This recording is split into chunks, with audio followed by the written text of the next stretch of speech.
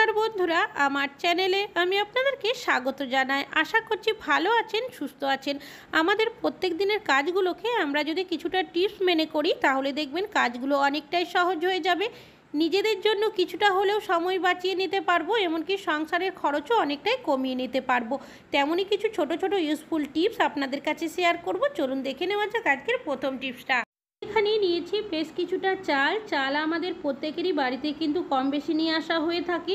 অনেকেই আমরা বেশ কিছুটা চাল স্টোর করে রাখি। তাছাড়াও কোনো কারণে যদি চাল আমাদের রান্না করা না হয়, বেশ কিছুদিন থেকে যায়, সেক্ষেত্রে এইভাবে করে পোকা ধরতে শুরু করে। আর একবার যদি চালের মধ্যে পোকা ধরে যায় সেক্ষেত্রে দেখা যায় সব চালই কিন্তু নষ্ট করে দেয়। তো আপনাদের যদি এই ধরনের কোনো রকমের সমস্যা হয়ে থাকে সেক্ষেত্রে আপনারা কি করবেন? আমি এখানে নিয়েছি একটা হিঙের কৌটো।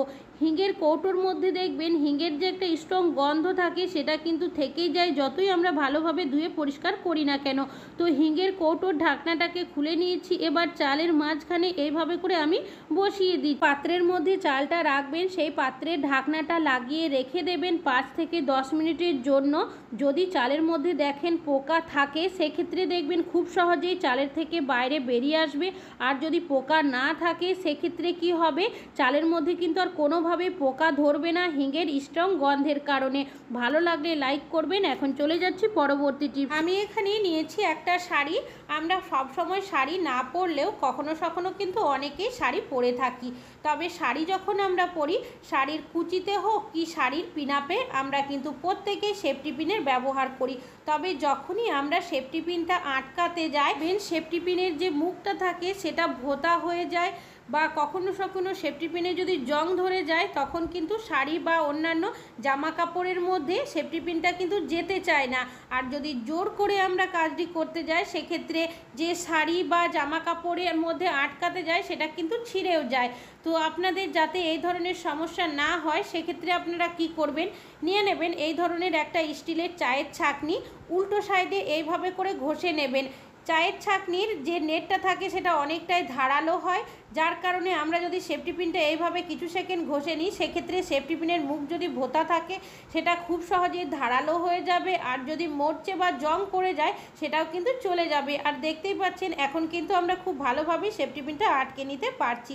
ভালো লাগলে লাইক করবেন। এখন চলে যাচ্ছি পরবর্তী। আমি এখানে নিয়েছি নোট। এখন যেহেতু বর্ষার সময়, মাঝে মধ্যে বৃষ্টি হচ্ছে, আমরা যখন বাইরে বেরিয়ে থাকি অনেক সময় দেখা যায় আমাদের নোটের মধ্যে যদি কোনোভাবে জল লেগে যায় সেক্ষেত্রে দেখা যায় নোটটা কিন্তু ভিজে যায়।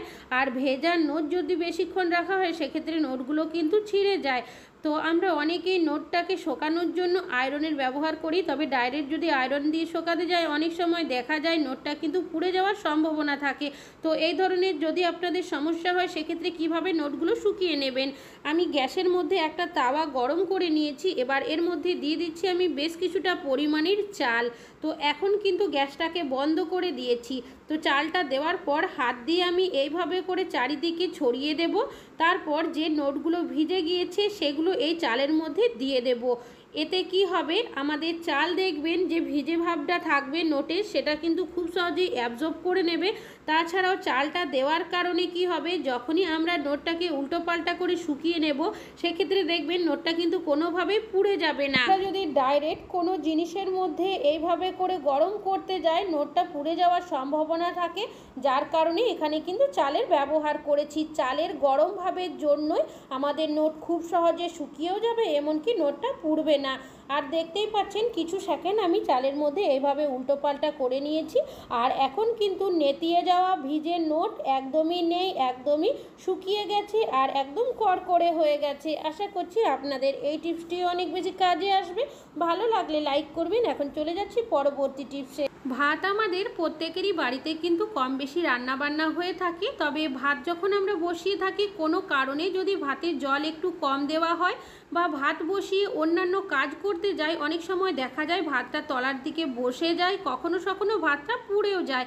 আর ভাত যদি পুড়ে যায় সেক্ষেত্রে পোড়া ভাত আমাদের কারোরই কিন্তু খেতে ভালো লাগে না, তখন ভাতটাকে ফেলে দিতে হয়। আপনাদের যদি এই ধরনের সমস্যা হয় কি করবেন, নিয়ে নেবেন পেঁয়াজ। আমি এখানে পেঁয়াজটাকে 4টে টুকরো করে নিয়েছি। তারপর ভাতের মধ্যে পেঁয়াজটা এইভাবে করে দিয়ে দিয়েছি। এবার একটা ঢাকা দিয়ে রেখে দেবো আমি 5 মিনিটের জন্য। পেঁয়াজের মধ্যে যে একটা স্ট্রং গন্ধ থাকে সেটা দেখবেন পোড়া ভাতের গন্ধটা দূর করতে সাহায্য করবে। 5 মিনিট পর আমি ঢাকাটাকে খুলে নিয়েছি। এবার যে পেঁয়াজগুলো রয়েছে সেগুলো এখান থেকে তুলে নিচ্ছি।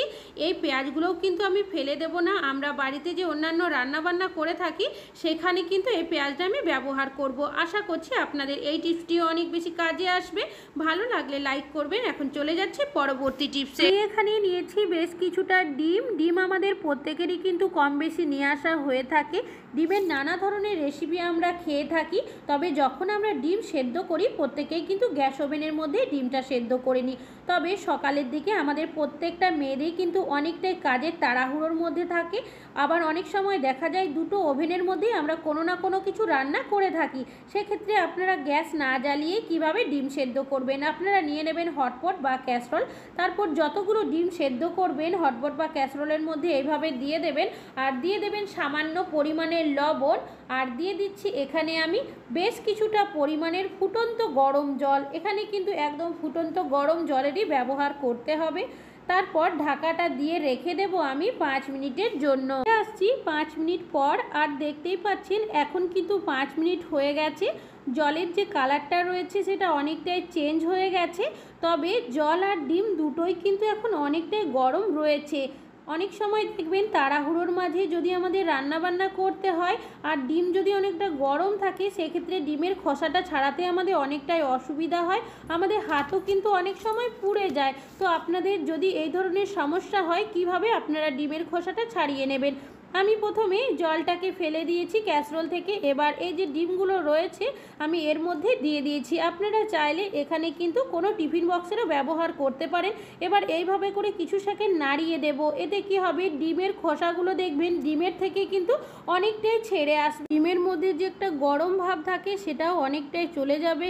হালকা যেটুকু খোসা লেগে থাকবে হাত দিয়ে যদি একটু ছাড়িয়ে নেন খুব সহজেই ছেড়ে যাবে। আশা করছি আপনাদের এই টিপসটিও অনেক বেশি কাজে আসবে। ভালো লাগলে লাইক করবেন। এখন চলে যাচ্ছি পরবর্তী টিপসে। আমি এখানে নিয়েছি একটা জিন্স প্যান্ট। এই ধরনের যে প্যান্টগুলো হয়ে থাকে যার মধ্যে চেনটা দেখবেন অনেক সময় কি হয়, অনেকটাই টাইট হয়ে যায়। যখন আমরা চেনটা খুলতে যাই বা লাগাতে যাই কোনোভাবেই কিন্তু ঠিকঠাকভাবে লাগানো যায় না। জোর করে যদি খুলতে যাই অনেক সময় চেনটা কিন্তু কেটেও যায়। তো এই ধরনের সমস্যা হলে তখন কিন্তু আমাদের এই চেনটাকেই বাজারে গিয়ে চেঞ্জ করে নিয়ে আসতে হয়। তো এই ধরনের সমস্যা হলে আপনারা কি করবেন তারই একটা টিপস শেয়ার করছি, চলুন দেখে নেওয়া যাক। আমি এখানে নিয়েছি একটা সাবানটাকে চেনের মধ্যে এইভাবে করে ঘষে লাগিয়ে নিতে হবে। দুটো সাইডে চেনের মধ্যেই কিন্তু সাবানটা এইভাবে আমি লাগিয়ে নিয়েছি।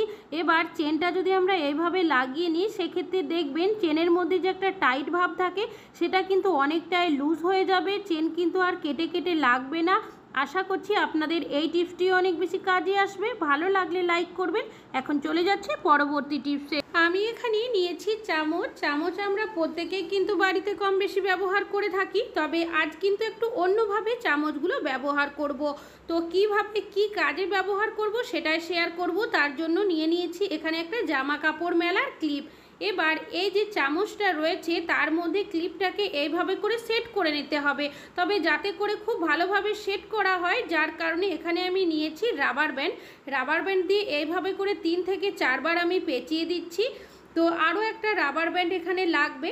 তো আমি ক্লিপটাকে হাত দিয়ে একটু চেপে নিয়েছি, তারপর নিচের সাইডে ক্লিপটার সাথে চামচটাকে আরও একবার এইভাবে করে পেঁচিয়ে দিচ্ছি। তো দেখতেই পাচ্ছেন এটা কিন্তু ঠিক এই রকম হয়েছে। যে চামচ রয়েছে ক্লিপের উল্টো সাইডে এইভাবে করে দিয়ে দেব, তারপর দুটো রাবার ব্যান্ড দিয়ে একইভাবে আমি আটকে দেব। আর এটা কিন্তু একটা টুল তৈরি হয়ে গেছে। এই টুলটা আপনারা কি কাজে ব্যবহার করবেন, রুটি সেকার জন্য আমরা অনেকেই চিমটে বা রুটি সেকার ব্যবহার করে থাকি। তো আপনাদের কাছে যদি না থাকে বা হয়তো আছে খুঁজে পাচ্ছেন না, সেক্ষেত্রে কিন্তু এইভাবে যদি একটা টুল বানিয়ে রেখে দেন তখন কিন্তু আপনারা ব্যবহার করতে পারবেন। শুধু যে রুটি সেকার ক্ষেত্রে ব্যবহার করা যাবে তা কিন্তু নয়, অনেক সময় মিষ্টি বা অন্যান্য কোনো কিছু দেওয়ার জন্য কিন্তু এটা কাজে ব্যবহার করতে পারেন। তাছাড়াও যখন কিছু ভাজাভাজি করবেন সেক্ষেত্রে আপনারা কিন্তু এই টুলটারও ব্যবহার করতে পারেন। কিছু ভাজা করে থাকি, পাঁপড় ভেজে থাকি, অনেক সময় যদি ঝাঁঝরি হাতা দিয়েও সেটা আমরা ছেঁকে থাকি, সেক্ষেত্রে দেখা যায় বেশ কিছুটা তেল থেকে লেগে যায়, তেলটা কোনোভাবেই ঝরে না।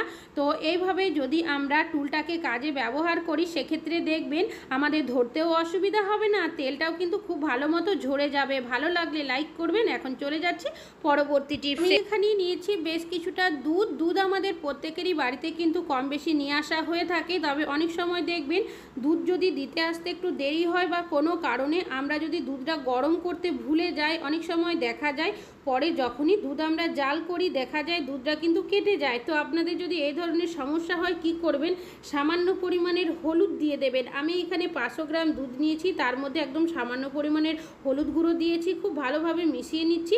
এবার যদি আপনারা দুধটা জাল করেন দেখবেন দুধটা কিন্তু কোনোভাবে কেটে যাবে না। আশা করছি আপনাদের এই টিপসটি অনেক বেশি কাজে আসবে।